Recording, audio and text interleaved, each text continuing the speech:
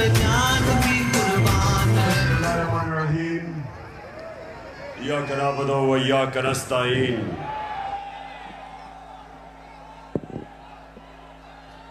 मैं सबसे पहले अपने पिंडी के एमएनएज, मेरे एमपीज, मैं आप सबको मुबारक देता हूं, खराज तहसीन पेश करता हूं कि आपने इतने थोड़े वक्त पे ये जलसे को ऑर्गेनाइज किया और माशाअल्लाह लियाकत बाग में इस तरह का जलसा, इस तरह की रौनक, मैं आप सबको, आपको भी, मेरी बहनों को भी, नौजवानों को भी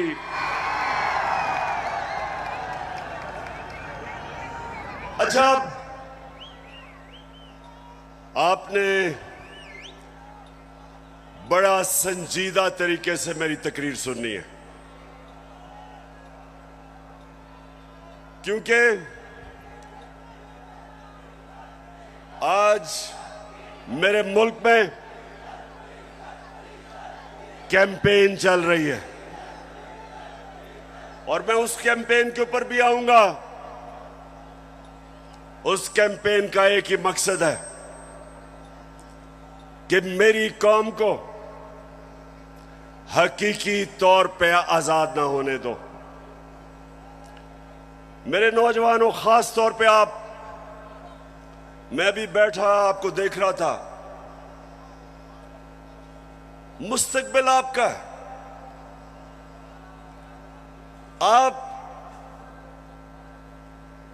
आपने ये फैसला करना है कि क्या हमने उस पाकिस्तान में बड़ा होना है जिसकी ख्वाब देखी थी इल्लामा इकबाल ने और जिसके लिए जदोजहद की थी कायदे आजम ने, या वो पाकिस्तान जिधर कमजोर के लिए एक कानून, ताकतवर कानून से ऊपर कमजोर अपने हकूक ढूंढता है और ताकतवर सारे कानून तोड़ता है। ये पाकिस्तान जिस तरफ जा रहा है, मेरे नबी सल्लल्लाहु अलैहि वसल्लम ने तकरीबन 1500 साल पहले कहा था कि तुम्हारे से पहले बड़ी कौमें तबाह हुई। जो कमजोर जब चोरी करता था तो जेल में डाल देते थे, लेकिन जब ताकतवर जुर्म करता था तो वो माशरा उनको नहीं पकड़ता था, कौम तबाह हो जाती थी। आज अगर हमारी कौम एक अजीम कौम नहीं बन सकी तो वो जो मेरे नबी सल्लल्लाहु अलैहि वसल्लम ने 1500 साल पहले कहा था, उस वजह से नहीं हो सकी। जिस मुल्क के ऊपर उसका सारा करप्ट टोला डाकू ईवानों में बैठ जाए और आम आदमी अपने बुनियादी हुकूक की तलाश में हो, जितनी मर्जी चोरी करनी है बड़ा डाकू चोरी करे, उसको पाकिस्तान का जब निजाम, इंसाफ का निजाम नहीं पकड़ता, उस मुल्क का कोई मुस्तकबिल नहीं है। इसलिए मैंने अपनी हकीकी आजादी की तहरीक का आगाज जो आज मैं शुरू कर रहा हूं, मैंने लियाकत बाग से किया, क्योंकि ये एक ऐसा तारीखी जगह है कि जो पाकिस्तान की मूवमेंट में कायदे आजम के साथ लियाकत अली खान खड़े हुए थे, उनकी शहादत यहां हुई थी। मैं ये चाहता हूं कि मेरी सारी कौम आज तैयार हो जाए। जिस जदोजहद के लिए मैं आज आपको निकालने आया हूं, क्योंकि ये आपके मुस्तकबिल का मसला है। इमरान खान का तो अल्लाह सब दे चुका है। वो तो उसका बार बार शुक्र अदा करता है कि जाती तौर पे तो अल्लाह ने बड़े करम किए मेरे पे। लेकिन मुझे आपकी फिक्र है पाकिस्तानियों, जो आज मुल्क से हो रहा है, मुझे आपकी फिक्र है। चोर डाकू जब मुल्क की क्यादत पे बैठे हों और यहां ताकत में वो लोग हों जो जाती मफादात के लिए और अपनी अना के लिए मुल्क के मुस्तकबिल को तबाह करते हैं, इनको सिर्फ अवाम की ताकत शिकस्त दे सकती है। और मैंने अपनी आज कौम से वादा कर रहा हूं कि जब तक मैं अपनी कौम को हकीकी आजादी नहीं दिलवाऊंगा, मैं पाकिस्तान की सड़कों पे होऊंगा, मैं अपने लोगों के अंदर जाऊंगा, मैं अपनी कौम को उठाऊंगा।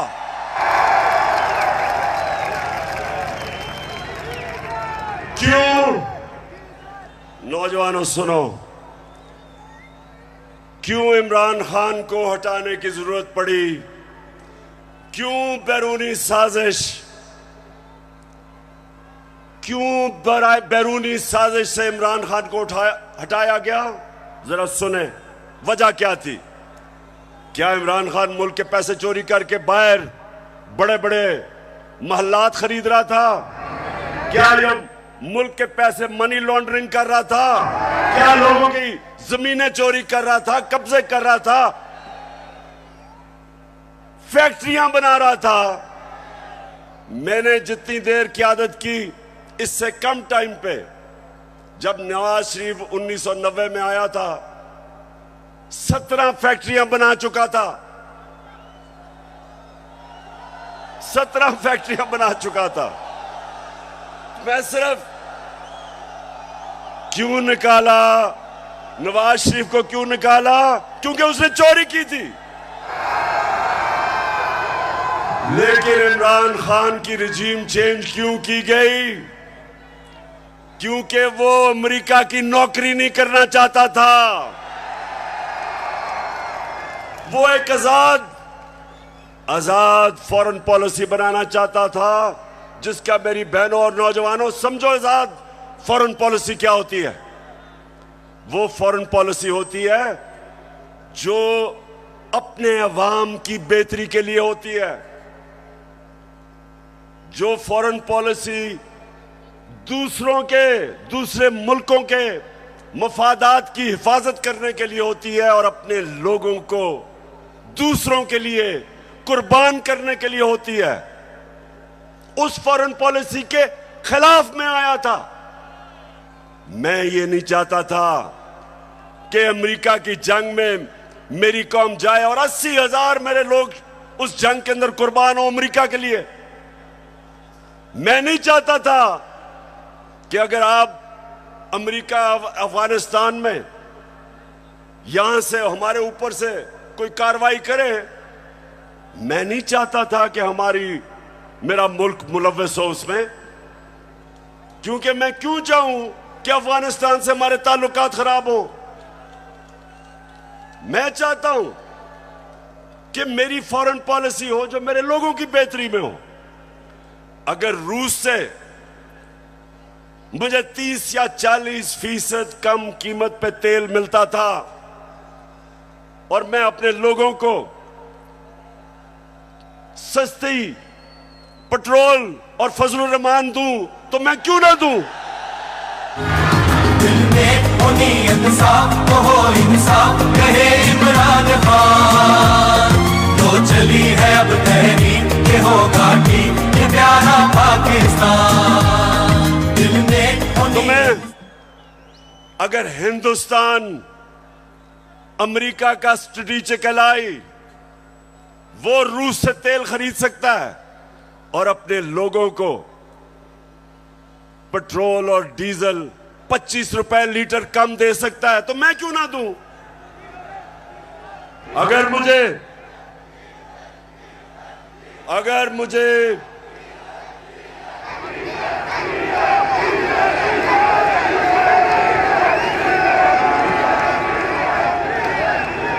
सुने नौजवानों, ये जरूरी है सुनना। देखें, अब आप समझ जाए, आजाद फॉरेन पॉलिसी है हिंदुस्तान की। उनका मुल्क सारे फैसले करता है अपने लोगों की बेहतरी के लिए। हमारे यहां जो गुलाम बैठे हुए थे, फैसले करते हैं दूसरे मुल्क के लिए, अपने लोगों को कुर्बान करते हैं। हम दूसरों की जंगों में शामिल होके अपने मुल्क की तबाही करते हैं। सबसे ज्यादा जो लोग बात नहीं करते, अमेरिका की जंग में जो कबायली इलाके के लोगों से जो जुल्म हुआ, जिस तरह सारा कबायली इलाका उजड़ा, 400 ड्रोन अटैक हुए, औरतें बच्चे मारे गए, उनकी जंग की वजह से 35 लाख कबायली इलाके के लोग नकल मकानी कर गए। कौन जिम्मेदार है? सिर्फ इसलिए कि यहां थोड़े साहिब इख्तिदार बैठे हुए थे जिनको थोड़े डॉलर मिलने थे, जिन्होंने थोड़े से डॉलरों के लिए अपने मुल्क को वो नुकसान पहुंचाया जो अभी भी कबायली इलाका नहीं उस नुकसान से बचा। दूसरी चीज, मैं हमेशा कहता था कि अफगानिस्तान में जो अमेरिका गया है, इसका कोई मिलिट्री हल नहीं है, डायलॉग से मसला हल होगा। और यह पसंद नहीं था उनको।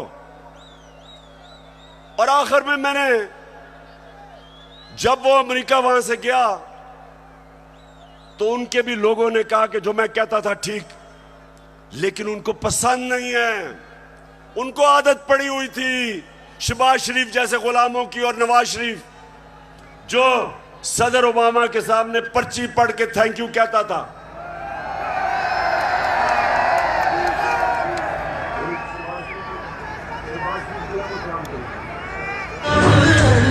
खुदा के काबे से।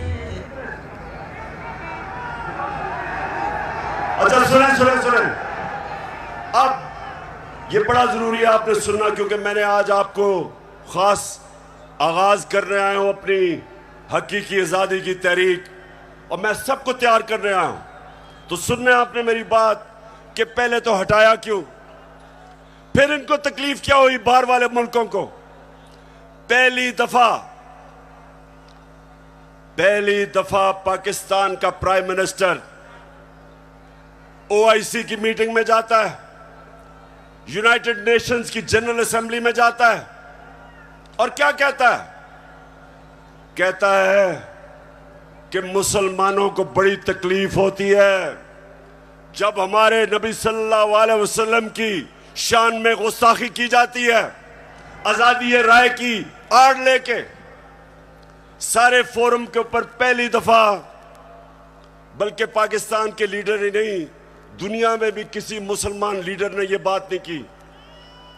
और उसकी वजह से मुझे सबसे बड़ा फख्र यह है कि पहली दफा 2 मगरबी लीडर्स, रूस के प्रेसिडेंट पुतिन और कनाडा का जस्टिन ट्रूडो प्राइम मिनिस्टर, दोनों ने स्टेटमेंट दी कि आप आजादी राय की आड़ लेके हमारे नबी सल्लल्लाहु अलैहि वसल्लम की शान में गुस्ताखी नहीं कर सकते। यह कभी पहले नहीं हुआ। और 15 मार्च, जो मुझे सबसे ज्यादा फख्र है, आप अगर मेरे से पूछे ना कि 3.5 साल में किस चीज में सबसे ज्यादा फख्र हुआ, 15 मार्च यूनाइटेड नेशंस ने फैसला किया कि एंटी इस्लामोफोबिक डे बनाया में।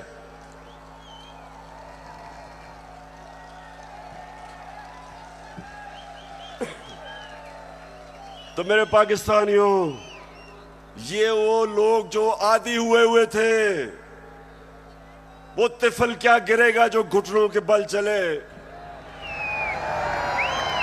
इनके आदी हुए थे, आदी हुए थे, उनको पसंद नहीं आया ये। पूरा साजिश हुई। डोनाल्ड लू ने धमकी दी, साजिश पहले से हुई थी, और इन्होंने तब वो गवर्नमेंट गिराई जो उस वक्त 17 साल के बाद सबसे बेहतर माशी तरक्की कर रही थी।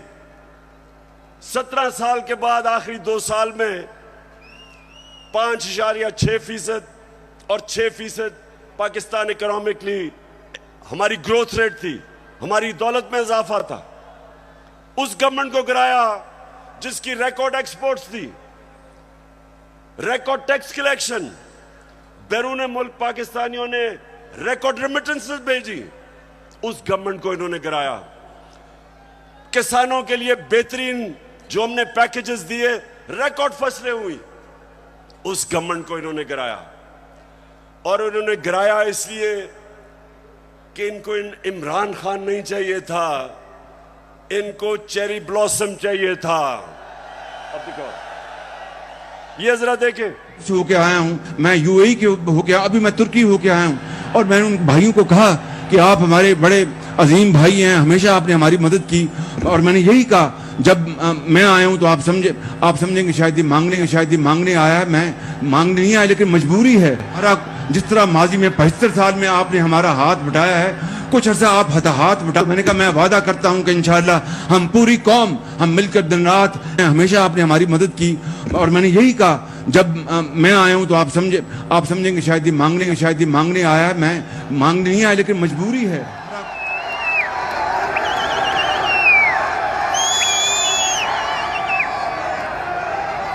तो मेरे नौजवानों, मैं इसलिए आपके पास आया हूं, मैं भी मांगने नहीं आया, मैं आपको तैयार करवाने आया हूं कि अगर इस वक्त मेरी कौम खड़ी नहीं होगी, इस तरह के लोगों की गुलामी करेंगे जो कहता है कि जी हम तो भिखारी हैं, बेगर्स आर नॉट चूजर्स। तो मैं, अब सुने जरा मेरी बात, मैं अगली बात करना चाहता हूं। देखिए, पाकिस्तान में जब ये आए, अब मैं सिर्फ बताना चाहता हूं कि लोगों से हुआ क्या 4 महीने में। मुझे जितने लोगों ने बताया कि जब उनके पास बिजली के बिल आए, कौम के ऊपर गुजरी क्या है, कि किस तरह उनको समझ नहीं आ रही, आम सफेद पोश लोगों को, कि बिजली का बिल दें, बच्चों की फीस दें, खाना दें। बिजली जो हमारे जमाने में 18 रुपए यूनिट था, मैंने 5 रुपए यूनिट सब्सिडी दिलवाई कि कम करो, वो आज 36 रुपए यूनिट है, दुगनी हो चुकी है। आज हमारी इंडस्ट्री जो सबसे तेजी से लार्ज स्केल मैन्युफैक्चरिंग तेजी से जो बढ़ रही थी, दौलत में इजाफा हो रहा था, सारे बर्रे सगीर में सबसे ज्यादा रोजगार पाकिस्तान में था वर्ल्ड बैंक के मुताबिक। तो इन्होंने जो महंगाई की है, बिजली की कीमतें बढ़ाई हैं, पेट्रोल और फजलुर रहमान की जो कीमत बढ़ाई है, उससे आप समझते कि कितना नुकसान हुआ है इंडस्ट्री, हमारी इंडस्ट्री को नुकसान, बेरोजगारी बढ़ रही है। हमारा तो यहां नौजवान आबादी है, अगर हम रोजगार नहीं देंगे ये लोग किधर जाएंगे? कितने लोग मुल्क से बाहर जा सकते हैं? तो ये जो मैं आज आपके पास सिर्फ अब आपको बताऊं कि इन्होंने जो सारे चोरों के टोला ने मिलके कि जी बहुत महंगाई कर दी इमरान खान ने, मैं ये जरा आप सिर्फ थोड़ा आराम से सुने कि इन्होंने किया क्या है। पहले मैं आता हूं ताकि आपको पता है, हमने हमजा कुकड़ी को शिकस्त दी, और आपको पता है उसका मुर्गी का कारोबार है। तो जब हम आए थे मुर्गी का गोश्त केजी जो बिक रहा था ये हमारे दौर में, साल पहले 160 रुपए केजी, आज पहुंच गया 270 रुपए केजी। पेट्रोल एक साल पहले 120 रुपए लीटर, आज पहुंच गया 234 रुपए लीटर। प्याज मैं इसलिए कह रहा हूं क्योंकि आम आदमी प्याज खाता है। साल पहले 44 रुपए, आज 86 रुपए, 86 रुपए केजी एक साल के अंदर। अंडे दर्जन हमारे जमाने में 155 रुपए, आज 211 रुपए।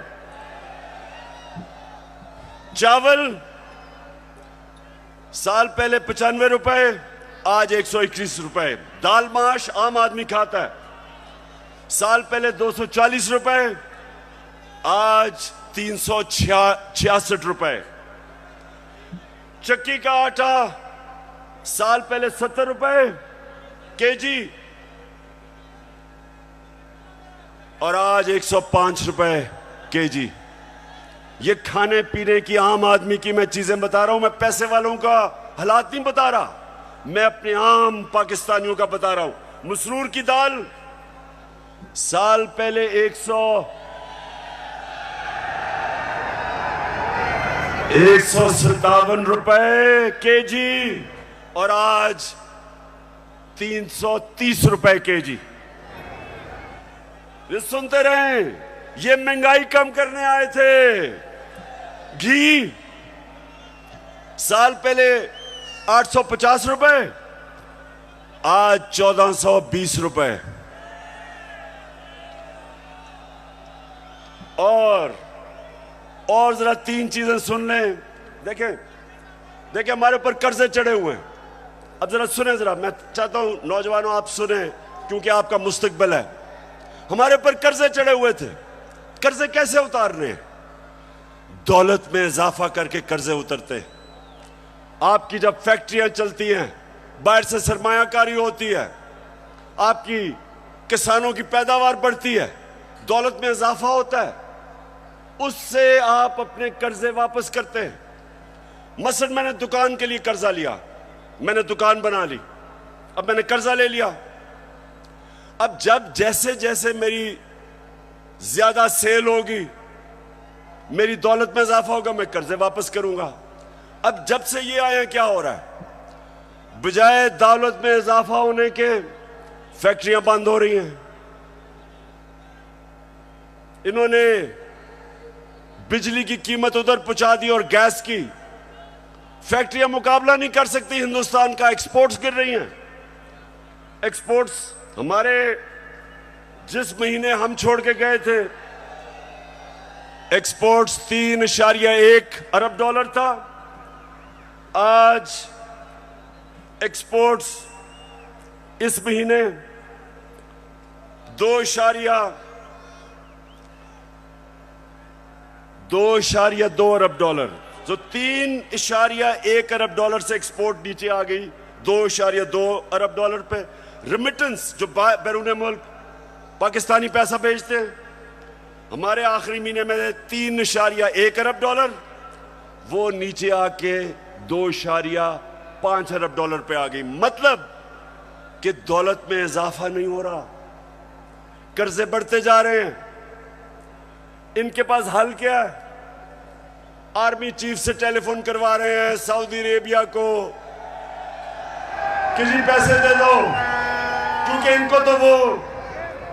इनको तो सारे समझते हैं कि चोर है ये, इनको तो पैसे कोई नहीं देता। तो आर्मी चीफ अमेरिका को कभी टेलीफोन कर रहा है, कभी यूएई को कर रहा है, कभी सऊदी को कि जी पैसे दे दो। तो इससे क्या होगा? वो तो कर्जे देंगे, कर्जे बढ़ते जा रहे हैं। कर्जे वापस कैसे कर रहे हैं? दौलत में तो इजाफा नहीं हो रहा। और इसलिए मेरे पाकिस्तानियों, इसलिए मैं इनको कहता हूं कि एक ही तरीका है इस मुल्क को इस दलदल में जो घुसा रहे हैं निकालने का, और वो है साफ और शफाफ इलेक्शन। एक ही रास्ता है। लेकिन ये सारे खौफजदा हैं। इन्होंने जब हुकूमत गिराई, नौजवानों सुनो, हुकूमत जब गिरवाई, इनका ख्याल था पार्टी का जनाजा निकल गया। उसके बाद जब पब्लिक सड़कों पे आ गई, इन्होंने 25 मई को हमारे ऊपर जुल्म किया दहशत फैलाने के लिए। उसके बाद 17 जुलाई को बाई इलेक्शन हुआ पंजाब का, हमजा कुकड़ी फारग हो गया, हम जीत गए। सितम के कोहे गरा रूई की तरह उड़ जाएंगे हम महकूमों के पांव तले। ये धरती धड़ धड़ धड़केगी और अहले हुक्म के सहरुख पे जब बिजली कड़कड़ कड़केगी हम देखेंगे लाजिम है कि हम भी। तो जब 17 जुलाई धांधली के बावजूद ये जो इन्होंने चीफ इलेक्शन कमिश्नर बैठाया हुआ है, इसने पूरी खिदमत की मरियम की और हमजा की, पूरी कोशिश की, धांधली की, इंतजामिया इनके साथ, पुलिस इनके साथ। उसके बावजूद पाकिस्तानी कौम, पंजाब के लोग इतनी तादाद में निकले कि इलेक्शन हार गए धांधली के बावजूद। उसके बाद इनको और खौफ आ गया।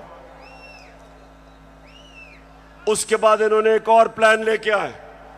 इन्होंने कहा अगर हम आप इलेक्शन करवाएंगे तो ये तो 2/3 अक्सरियत ले जाएगी तहरीक इंसाफ। डर गए, खौफजदा हो गए। फिर इन्होंने एक और प्लान बनाया, और प्लान बनाया कि तहरीक इंसाफ को क्रश करो। पाकिस्तान की जो सबसे बड़ी पार्टी, किसी ना किसी तरह इसको क्रश कर इलेक्शन तब तक ना कराओ जब तक पार्टी क्रश ना हो। और मैं बार बार आइन और कानून के बीच में रहता रहा। 25 मई को जो इन्होंने जुल्म किया, उसके बावजूद अगर मैं उस दिन डी चौक में, अगर मैं उस दिन वहां से अपना धरना खत्म ना करता, मुझे पता था कि शाम को खून होना है। मुझे पता है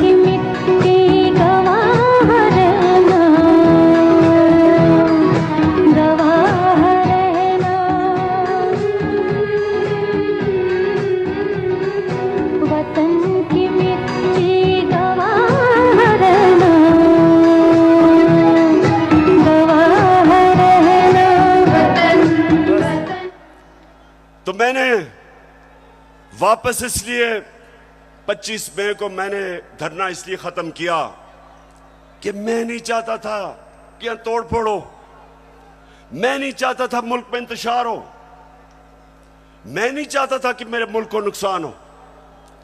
और मुझे पता था कि जिस तरह पुलिस ने दहशतगर्दी की और रेंजर्स ने हमारे ऊपर जिस तरह रबर बुलेट चलाई औरतों बच्चों पे, मुझे पता था कि अगले दिन इंतशार होना था। मेरे ऊपर केसेस कर दिए, 16 FIR मेरे पे काट दी। उसके बाद इन्होंने क्या किया, जरा गौर से सुने ताकि मैं आपको अपना अगला लाएअमल बताऊं। इन्होंने किया क्या, इन्होंने उसके बाद फैसला किया कि तहरीक इंसाफ को दबाया जाए। हमारे वर्कर्स के ऊपर FIRs, धमकियां,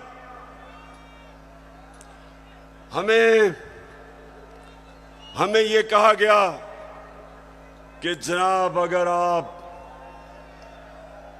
अगर आप किसी किस्म का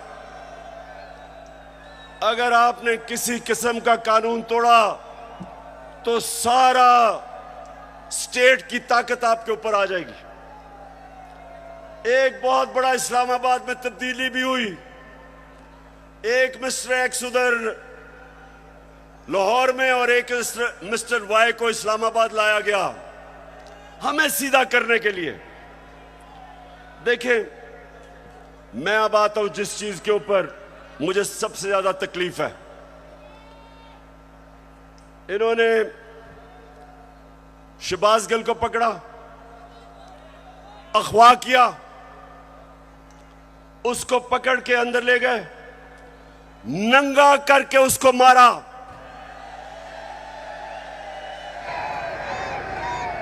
दो तीन दिन तक मुझे तो पता नहीं चला।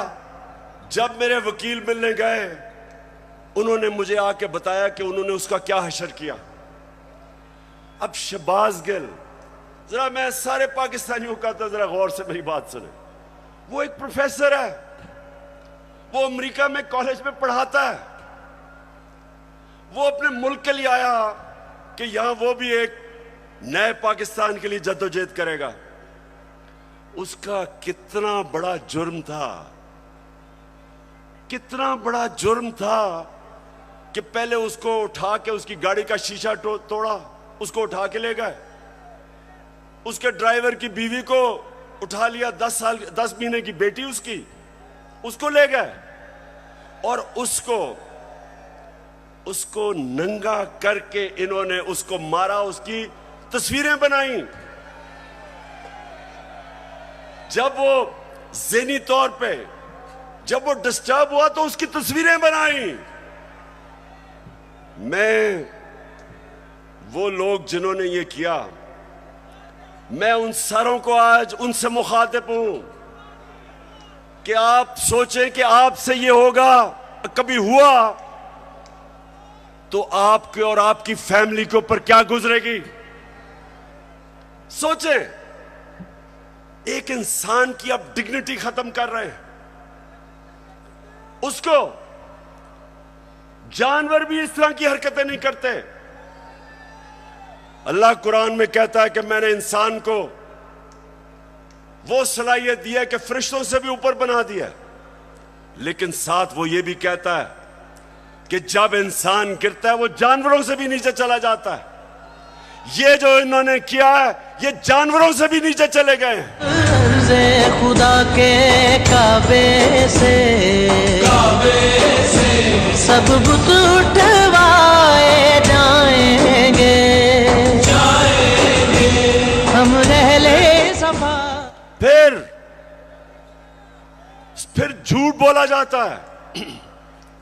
सारे डरे हुए होते हैं। सुपरिटेंडेंट सच नहीं बताते कि उसके ऊपर तशद्दुद हुआ, छुपाने की कोशिश की जाती है। और मुझे जो अफसोस हुआ कि मैजिस्ट्रेट ज़ेबा, जब आपके सामने एक आदमी आया और तशद्दुद पुलिस कर चुकी थी उस पर, क्या आपको वापस पुलिस के पास उसको भेजना चाहिए था? आपको तफ्तीश नहीं करनी चाहिए थी?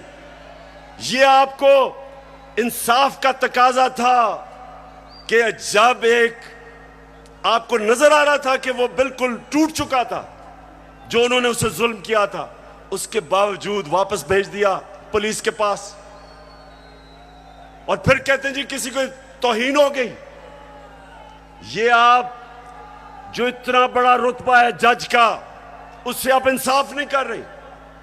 और जो आईजी और डीआईजी इस्लामाबाद, इनके ऊपर, दोनों के ऊपर केसेस हमने दर्ज करवाए हैं, आप इनके ऊपर एफआईआर कटवाई है। और मैं सारी अपनी कौम को कहता हूं कि ये आजाद मुल्कों में ऐसी चीजें नहीं होती। सिर्फ गुलाम मुल्कों में, जिधर आपके हकूक नहीं होते, जिधर इंसाफ नहीं होता, जिधर आइन की और कानून की बालादस्ती नहीं होती, उन कौमों में ये होता है। वहां लोग गुलाम होते हैं, वो कभी ऊपर नहीं आ सकते। जिस कौम के अंदर इंसाफ नहीं होता, वो कभी ऊपर नहीं आती। नबी सल्लल्लाहु अलैहि वसल्लम ने मदीना में लोगों को इंसाफ दे के आजाद कर दिया था। उन्होंने सबको कानून के सामने एक बराबर खड़ा कर दिया था। कोई ताकतवर किसी कमजोर पे जुल्म नहीं कर सकता था, इसलिए वो आजाद हो गए थे। हमारा हर जगह ये जो शहबाज गिल का केस है कि नवाज शरीफ ने उससे बहुत बुरी बातें पाकिस्तानी फौज के खिलाफ की है। देखें जरा इनकी टेप से इन्होंने क्या क्या कहा हुआ पाकिस्तानी फौज के ऊपर। नवाज शरीफ ने, ख्वाजा आसिफ ने, मरियम ने, उनको क्यों नहीं पूछते? क्योंकि वो ताकतवर हैं। वो बेचारा अमेरिका से आया था, कहा कि उसको पूछने वाला कोई नहीं, उसको इस तरह आपने जलील करके। और मुझे शर्म आती है कि हमारे मुल्क में इस तरह की इंसानों को जलील किया जाता है। और इंशाअल्लाह इसका हम पूरा कानूनी तौर पे हम पूरा इंसाफ लेके रहेंगे इसके ऊपर। बाजवा साहब, आपने हमारी अच्छी भली चलती हुकूमत को रुखसत करवाया, जजों से जोर जबरदस्ती से फैसले आपने लिखवाए। जनरल बाजवा साहब, आपको 2018 इलेक्शन में अवाम के मैंडेट की चोरी का हिसाब देना है। हाँ, नवाज शरीफ ने ये जरूर किया कि उसने किरदारों और इदारों के दरमियान एक वाज़ेह लकीर खींच दी है। एक या दो अफराद इदारा नहीं हुआ करते, एक या दो अफराद इदारों की बदनामी का बायस बना करते हैं।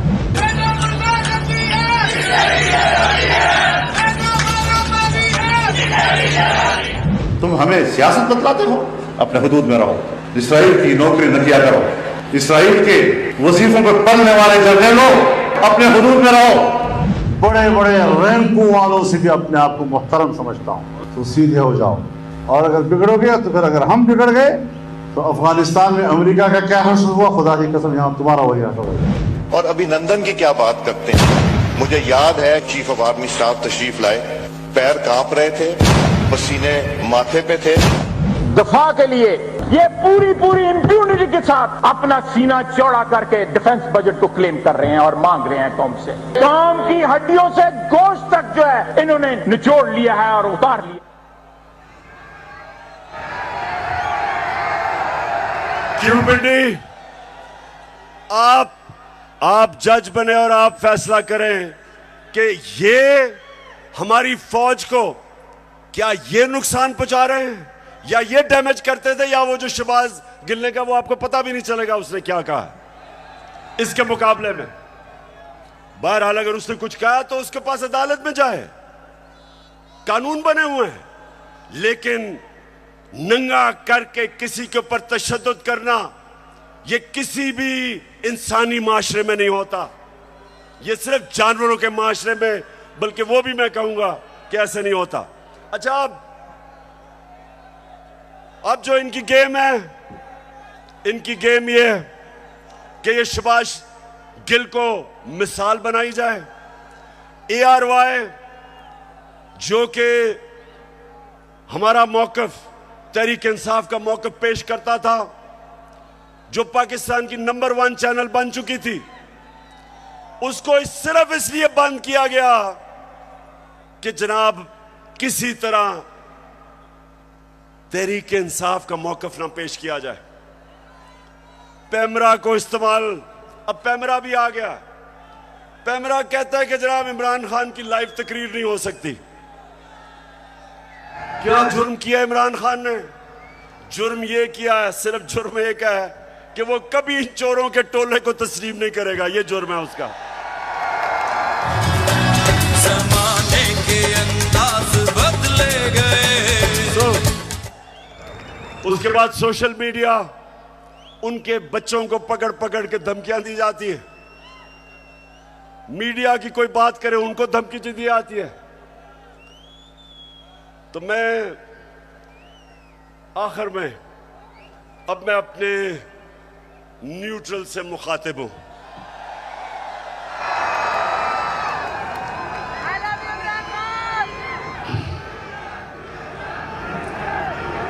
मैं सबसे पहले आपको यह बताना चाहता हूं, वो वाले जो 4 लोगों की इनकी स्टेटमेंट है ना,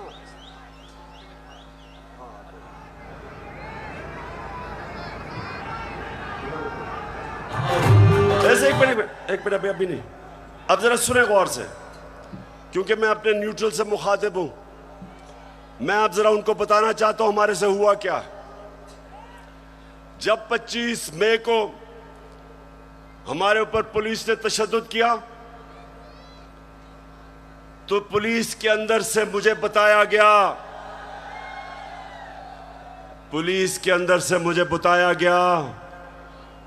कि जनाब ये पीछे से हमें हुक्म था, यानी कि न्यूट्रल्स का प्रेशर था कि इनको फेंटा लगाओ। जरा सुनते जाए, मैं इस मुल्क के अंदर मेरा जीना मरना है। मैं कोई बाहर नहीं भागूंगा, मेरी कोई बाहर जगह नहीं है, मेरा जीना मरना यहां है। और शायद बाकियों से ज्यादा मुझे इस मुल्क की फिक्र है। तो मुझे यह कहा गया कि ना जनाब हमारे पीछे से प्रेशर है। फिर ये जो चीफ इलेक्शन कमीशन हर फैसला हमारे खिलाफ दे रहा है, पूरा ये जो मुझे डिस्क्वालीफाई करने की कोशिश है, अंदर से पैगाम आता है कि जी मैं तो वो तो कुछ नहीं कर रहा, पीछे से प्रेशर है बूट का। फिर सुनते जाएं, हमें ये जो ऑपोजिशन है, ये जरा मैं चाहता हूं सुने कि बदनाम कौन कर रहा है हमारी फौज को। ये अभी ये जो पुलिस वाला जो हुआ शहबाज गिल से, हमने पुलिस से पूछा तुमने तशद्दुद, हमें तो पता ही नहीं जी, पीछे से हुआ है कुछ, वो भी आपकी तरफ कह रहे हैं। तो जो भी हो रहा है आज पाकिस्तान में, जो गलत काम होता है आपका नाम लग जाता है। अब जरा ये सुने कि ये जो आपके इस वक्त खैर ख्वाह बैठे हुए गवर्नमेंट में, ये क्या कहते हैं।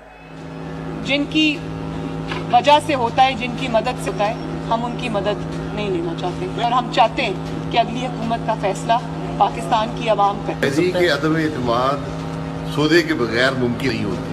यहाँ पर अदम एतमाद का जो निज़ाम है इस्टेब्लिश के बगैर मुमकिन नहीं है। कोई डील करके इक़्तिदार नहीं चाहते। पाकिस्तान में तहरीक अदम एतमाद उस सूरत में अमूमन कामयाब होती है जी, जब इस्टेब्लिशमेंट आपकी पुष्ट पे हो। इस्टेब्लिशमेंट करती है, वो डील का नतीजा हो है। जब भी अदम एतमाद से होते हैं तो यकीनन डील करती है। इस्टेब्लिशमेंट के बगैर अदम एतमाद की तहरीक को कामयाब नहीं किया जा सकता, क्योंकि इस्टेब्लिशमेंट की एक तीसरी कुव्वत के तौर पे या चौथी कुव्वत के तौर पे पार्लियामेंट में यानी मुकल्लम खुद जो है मौजूद है।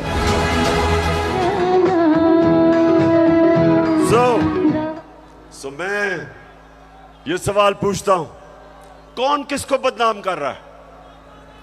और उसके बाद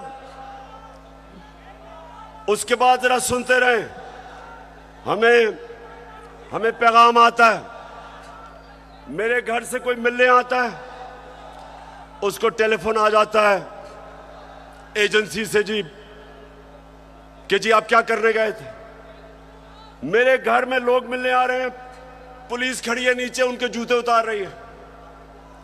ये पुलिस नहीं कर रही, पुलिस हमें खुद बताती है कि पीछे से न्यूट्रल्स का हुक्म है हमें। तो मैं आज पूछता हूं कि क्या आप न्यूट्रल हैं या नहीं हैं, बताएं हमें। और अगर नहीं है तो क्यों इस मुल्क को इतना नुकसान पहुंचा रहे हैं। अगर इन लोगों के साथ आपने खड़ा होना है, तो क्या आपका ख्याल है कि जो कौम 30 साल से इनको चोर समझती है, वो क्योंकि आज आप इनके साथ खड़े हैं, वो इनको पाक कर देगी, वो मान जाएगी कि ये नहीं, चोर नहीं है। आपको भी नुकसान पहुंच रहा है। मैं आज इसलिए कह रहा हूं सब कुछ कि मुझे पता है प्लान क्या बना हुआ है। जो मिस्टर वाई आया, मुझे पता है वो क्या प्लान बना के आया है कि मीडिया को दबाओ, आवाज बंद करो, इनको डराओ धमकाओ, शहबाज गिल को मिसाल बनाओ, इमरान खान को जेल में डाल दो। इमरान खान को जेल से कोई फर्क नहीं पड़ेगा। जो करना करो, जो करना करो। मैं अपनी कौम के सामने सारी कौम को इकट्ठा करूंगा, और अगर ये जो डिस्क्वालीफाई कर रहे हैं जी, फंडिंग केस या फलाना केस, जो भी आप करेंगे आप अपनी कौम को नुकसान पहुंचाएंगे। क्यों? क्योंकि सबसे बड़ी पाकिस्तान में इस वक्त नेशनल लेवल पे फेडरल पार्टी तहरीक एक ही है, तहरीक इंसाफ। सारे पाकिस्तान में है, सारे सूबों में है। ये मुल्क को इकट्ठा रख सकती है। कभी फौज अकेला मुल्क को इकट्ठा नहीं रख सकती, नहीं तो ईस्ट पाकिस्तान को इकट्ठा रख सकते। पॉलिटिकल पार्टी जो सारे मुल्क में इंसानों को इकट्ठा करती है, वो मुल्क को मजबूत रखती है। उस पार्टी को कमजोर करने का मतलब पाकिस्तान को कमजोर करना है। और अगर आप इसी पार्टी को दीवार से लगा देंगे, जो आप इस वक्त प्लान बना हुआ है, मैं आपको यकीन दिला रहा हूं कि यहां श्रीलंका वाला हाल होने वाला है। अभी तो हम आइन और कानून के बीच में चल रहे हैं, लेकिन जब एक पॉलिटिकल पार्टी हट जाएगी रास्ते से, तो जो हालात है पाकिस्तान में, कौन रोकेगा पब्लिक को? 22 करोड़ लोग हैं। श्रीलंका तो 2 करोड़ से थोड़ी सी ज्यादा उनकी पूरी आवाम है। यहां तो 22 करोड़ पाकिस्तानी है। जो हालात हैं, अगर इसमें आप पॉलिटिकल पार्टी को खत्म करके इन चोरों को ऊपर मुसल्लत करेंगे, नुकसान तो मुल्क है। और मैं इसलिए आखिर में कहता हूं कि इस मुल्क के पास सिर्फ एक रास्ता है, और वो रास्ता है साफ और शफाफ इलेक्शंस का। ये जो बाकी तरीके इख्तियार किए जा रहे हैं, एक वो सेटअप, एक जिनके पास पब्लिक में निकल नहीं सकते, जलसा वो नहीं कर सकते, उन लोगों को अगर, और 30 साल से जो चोरी कर रहे हैं, अगर आप समझते हैं कि ये कौम उनको एक्सेप्ट कर जाएगी, कौम भी नहीं एक्सेप्ट करेगी, कोई भी इन्हें एक्सेप्ट नहीं करेगा, ना बाहर इनकी क्रेडिबिलिटी, ना पाकिस्तान में। और आगे हमारे मुल्क के हालात बिगड़ते जाएंगे। ये कर्जे लेके और समझना कि जी मुल्क चलना शुरू हो गया, क्योंकि कई मुल्कों ने कर्जे दिए। ये कैंसर का इलाज डिसिप्लिन से हो रहा है। कर्जे बढ़ते जा रहे हैं, कर्जे का बोझ बढ़ता जा रहा है। ये इस तरह मुल्क नहीं चलेगा। जब तक पॉलिटिकल स्टेबिलिटी नहीं आएगी, माशी हालात ठीक नहीं होंगे। तो मैं आखिर में अपनी तकरीर खत्म करने से पहले बलूचिस्तान के लोग, सिंध के लोग और राजनपुर और डेरा गाजी खान जिधर सैलाब आए हुए हैं, उधर के लोगों के लिए एक तो हम दुआ भी करते हैं, और मैं सारी गवर्नमेंट्स को, पंजाब की गवर्नमेंट को कह रहा हूं कि पूरी तरह मदद करें हमारे इलाकों में। केपी की गवर्नमेंट को कहूंगा कि जो भी हम कर सकें बलूचिस्तान में करें, और जो भी हालात हैं, मैं चाहूंगा कि जो हमारे लोग बड़े खुल के ऐसे मौके पे मोबिलाइज होते हैं, इन लोगों की मदद करें, क्योंकि लोग इस वक्त सैलाब की वजह से बहुत मुश्किल में। और आखिर में मैं ये भी मुबारक देना चाहता हूं सबको कि अभी जो कराची में बाय इलेक्शन है, तहरीक इंसाफ जीत गई है। पाकिस्तान जिंदाबाद।